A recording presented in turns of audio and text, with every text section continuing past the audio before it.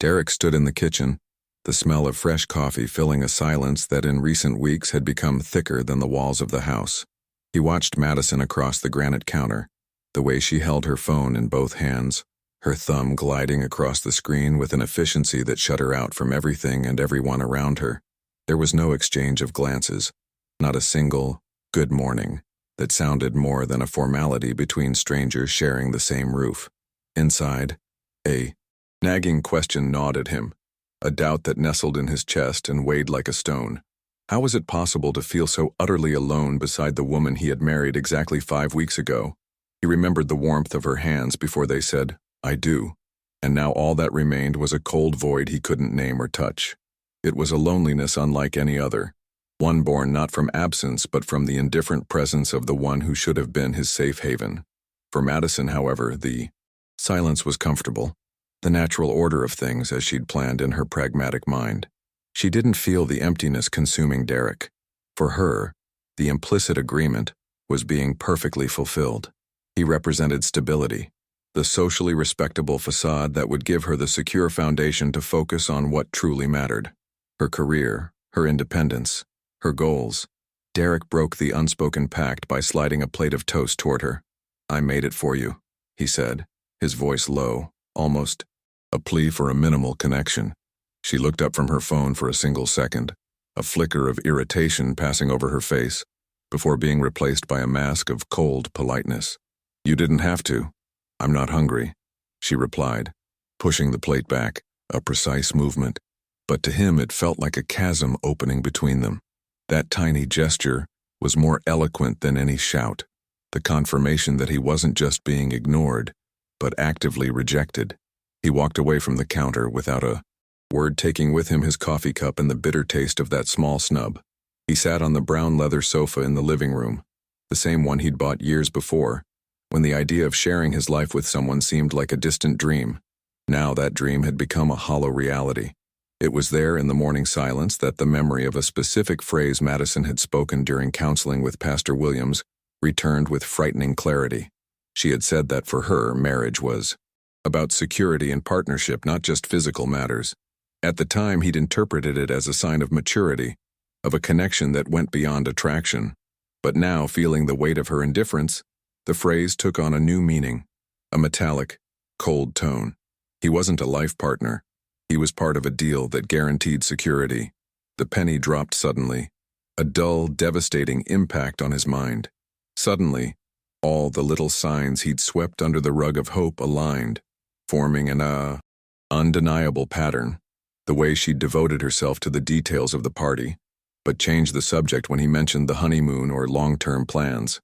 Her insistence on keeping their bank accounts separate, even though he'd offered to cover most of the expenses. Her vague answers about having children, always a "we'll see" that never became a yes. The intimacy they'd shared during their courtship, which he now saw with painful clarity, was nothing more than a necessary performance to seal the deal. It wasn't a phase, it was a plan. And he, Derek, with his open heart and his desire to build a home, was the central and most naive piece of that scheme. The air in his lungs seemed to freeze. Derek looked around the room, at the wedding photographs hanging on the wall, where 2 happy smiles now seemed like a macabre performance.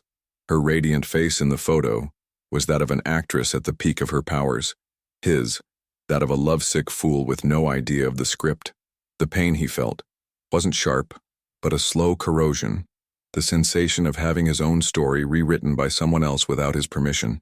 Every happy memory, every shared laugh during their courtship, was now tainted by doubt, by the poison of that revelation. He had given himself completely to an illusion carefully constructed to serve her. He wasn't her husband. He was the provider of a scenario. The realization emptied him completely, leaving a frozen void where love and hope had once been. But amidst this devastation, something else began to emerge. A spark of indignation, a visceral need for proof, something concrete to confirm he wasn't losing his mind, that his pain was legitimate. It was then that another, more useful and powerful memory emerged from the fog of his suffering. Pastor Williams, the counseling sessions, and most importantly, the recordings. The pastor had asked permission to record the conversations for his notes, and both he and Madison had signed consent forms. In that moment, the memory felt like a beacon in the darkness. There, on those tapes, was the truth, raw and unvarnished, spoken in her own voice. His hands shaking, not from weakness, but from a sudden intense clarity of purpose, Derek reached for his cell phone.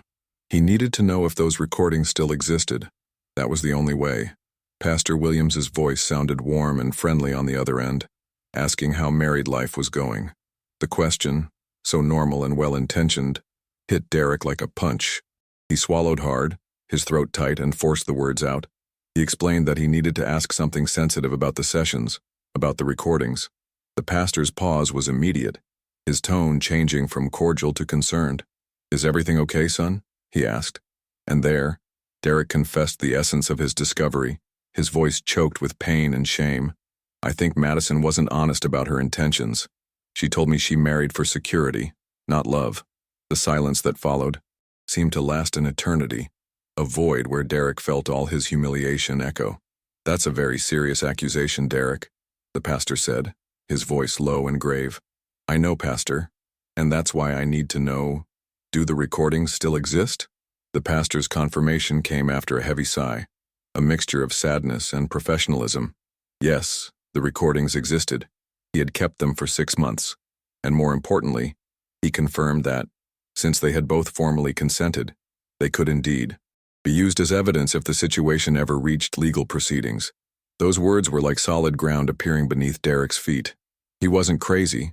The proof was real and accessible. As he hung up the phone, a new determination washed over him.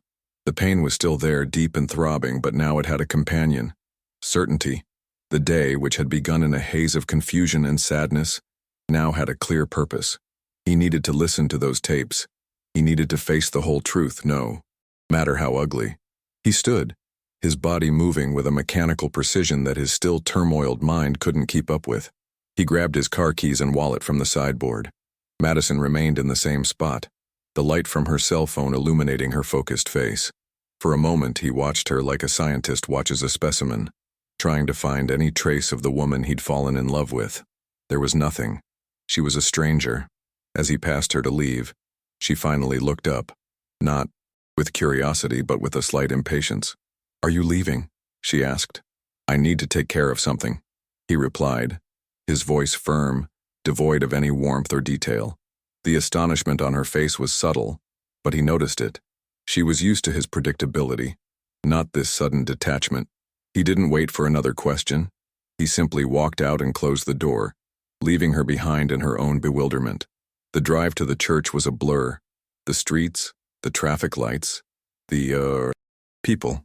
Nothing registered in his mind. His only focus was his destination and what awaited him there. Pastor Williams welcomed him into his office, the expression on his face confirming the gravity of the situation. There were no more pleasantries, only the solemnity of a difficult moment. On the table was a manila envelope, seemingly unremarkable, but for Derek it held the weight of his future.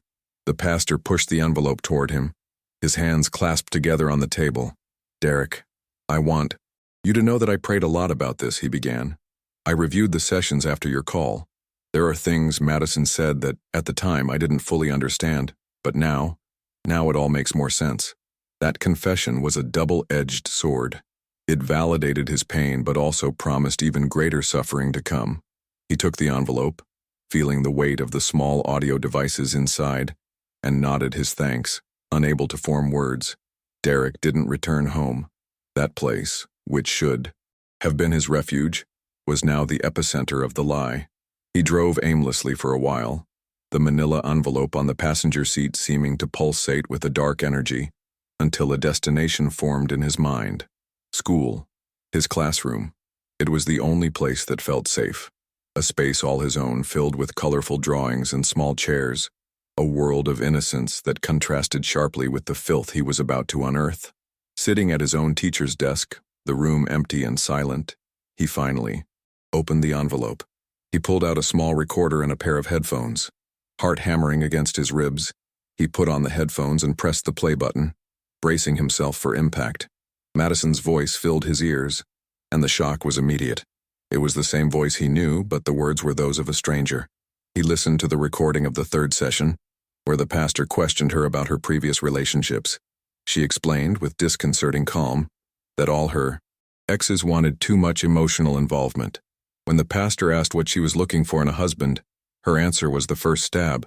Someone stable, who doesn't demand emotional involvement. Someone who offers me security without expecting me to be something I'm not. Derek closed his eyes tightly, feeling the breath catch in his throat. He wasn't a person to her. He was a service, a convenient safe haven, a means to an end, devoid of any real feelings she might have. He fast-forwarded the tape, his finger trembling over the button. The next recording was from the 5th session, and he heard his own voice, full of a hope that now sounded naive, speaking about wanting to have children and build a family. And then came Madison's response, dissecting the concept of marriage as a practical agreement between two adults who respect each other's boundaries. The pastor then asked what those boundaries were, and her voice responded, calm and methodical, that she needed someone who understood that she wasn't a physically affectionate person. The worst came next when the pastor asked if she had been clear with Derek about this. Not directly, but I gave signals. If he didn't notice, we'll work it out after the wedding. A chill ran down Derek's spine as he understood the cruelty contained in that statement. She had not only deceived him, but had relied on his kindness and understanding as tools to enable her deception. The final blow, the most damning, came in the last session, recorded in August, just weeks before the wedding. The pastor asked if there were any final concerns, and he heard himself say he was excited about everything. In contrast, Madison said she was relieved to finally have the security of marriage, and that she trusted Derek to respect her space and independence. The pastor, sensing something strange, asked her to explain what she meant by space. Her answer put an end to any remaining doubts. She explained that she intended to keep separate bedrooms after marriage and hoped I would understand that physical intimacy was not a priority for her. Derek ripped off his headphones, the silence in the classroom suddenly deafening. There was no more pain, no more sadness. In their place, a new icy feeling settled, a cold, cutting, and utterly lucid anger. For a long time, Derek stood still, the recorder in his hand now cold and inert. The man who had entered that classroom hours before, a well of confusion and sadness, had disintegrated. In his place was someone he barely recognized, forged by the fire of that betrayal. He finally understood Madison's twisted logic. She hadn't chosen him despite his kind and understanding nature. She had chosen him precisely because of her. In her mind, he was too understanding, too kind, too needy to demand honesty. Her best qualities had been cataloged by her as vulnerabilities to be exploited.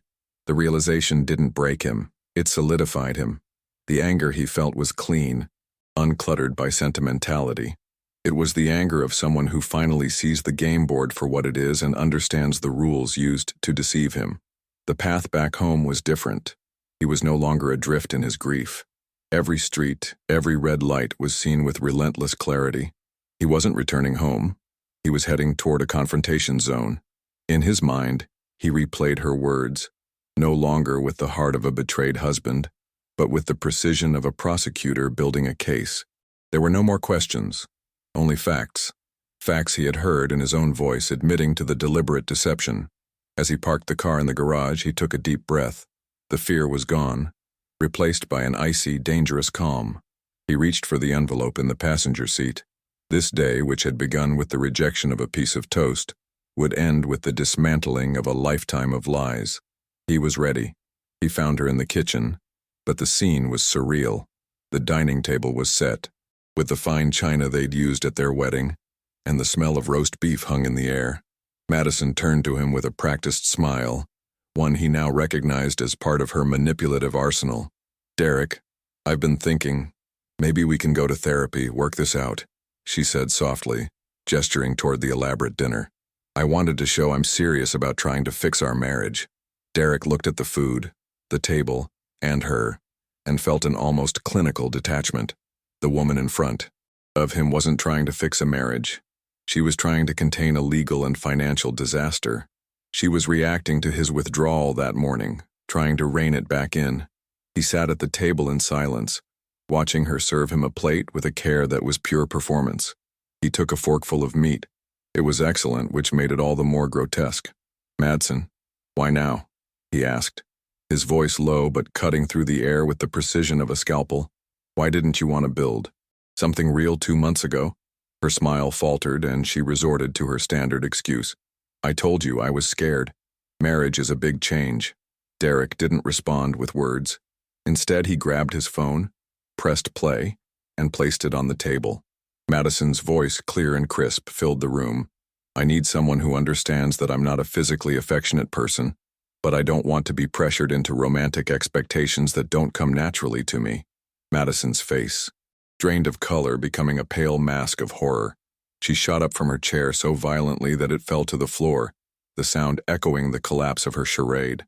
"You can't use that," she hissed, her voice trembling with panic and anger, pointing to the cell phone on the table. "Those were private, confidential conversations." Her focus, Derek realized with heartbreaking clarity, wasn't on the lies she'd uttered, but on the fact that there was evidence against her. Her concern wasn't for the heart she'd broken, but for the contract she'd violated and the consequences that would follow. The mask of devoted wife slipped completely, revealing the face of a cornered strategist. "Those were conversations in which you admitted to planning exactly what you did to our marriage," he replied, his voice perfectly steady. He didn't need to shout. The truth now was the loudest thing in the room, and it echoed in the stunned silence between them. Seeing that intimidation wouldn't work, she changed tactics, resorting to desperate pleading. The tears that welled in her eyes were, he knew, tears of fear, not regret. She approached him, her hands outstretched. "Derek, please," she begged, her voice breaking. "We can work this out. I'll do whatever you want." The offer was so vile, so transparent in her desperation, that Derek felt a knot of revulsion in his stomach. The woman who had treated him like an annoying roommate for months, who had refused to kiss him goodnight, was now willing to trade her body for her own salvation. "What I want, Madsen," he said, standing and looking down at her, not arrogantly, but with the distance of someone who sees something irreparably broken, "is an honest marriage, and you've already proven you're not capable of offering that." Those words hung in the air, final and non-negotiable. Madison looked at him, and for the first time, he saw no calculation or performance in her eyes, but the emptiness of utter defeat. She had no more arguments, no more tears, no more strategies. The game was over and she had lost. She shrank, suddenly seeming small and fragile amidst the farce she had so carefully constructed. The lavish dinner on the table now felt like a funeral feast. Derek no longer felt the piercing anger of before, nor the deep pain of the morning. What he felt was immense exhaustion and a desolate calm. He looked at the woman he had once loved and saw only a stranger lost in her own scheme. Without another word, he turned and walked out of the kitchen, leaving her alone with the wreckage of her lies. He went to the guest room, the same room she had adopted as her private refuge since their wedding. He closed the door and leaned against it, the silence of the small room enveloping him like a blanket. And there, in the solitude, an unexpected feeling began to well up in his chest. It wasn't happiness, nor relief in the traditional sense. It was a feeling of lightness, of a colossal weight being lifted from his shoulders. The life he thought he wanted had been destroyed that day, but at the same time he had freed himself from an emotional prison he hadn't even known he was a prisoner of. He had escaped a lifetime of scraps, of an emotional hunger that would never be satisfied. The truth had devastated him, but it had also freed him. He survived. He didn't know how long he lay there in the dark, just feeling the weight of the day slowly dissipate. Outside, the sounds of the night were the same as always a car passing by, the distant barking of a dog. The world hadn't stopped. Only his world had been demolished, and from its rubble, something new was beginning to take shape. He knew that tomorrow would bring the bureaucracy of separation, the difficult conversations, the pitying looks of some and the incomprehension of others. He knew it would be painful and complicated, but for the first time, the idea of the future didn't scare him. What did was the prospect of living another day, another year, in that silent, suffocating lie. The uncertainty of loneliness was, without a doubt, far less terrifying than the certainty of that solitude as a couple. His gaze fell to his own hand, and to the gold band on his ring finger. That small circle of metal which once represented a promise of future and partnership now felt like a shackle, the symbol of a fraudulent contract. With a slow, deliberate movement, he grasped the ring and twisted it on his finger. It came off more easily than he imagined. He held it in his palm, feeling its weight and its coolness. He looked at the pale mark it left on his skin, the skin of a man who was no longer Madison's husband. It was simply Derek. That simple act, performed in the stillness of a room that wasn't his, was the most real and meaningful annulment he could have wished for. In that moment, he understood the deepest lesson of that devastating day. It wasn't a lesson about love gone wrong, but about truth that had finally found its way to the light. Sometimes the most important foundation of a life isn't happiness at any cost, but honesty with oneself. The man who would emerge from that room in the morning, to begin the process of legally dissolving his marriage, would be unrecognizable from the man who had woken lost in grief. He had not been abandoned. He had been freed, and in the silence of his rediscovery, he knew, with unshakable certainty, that he had survived.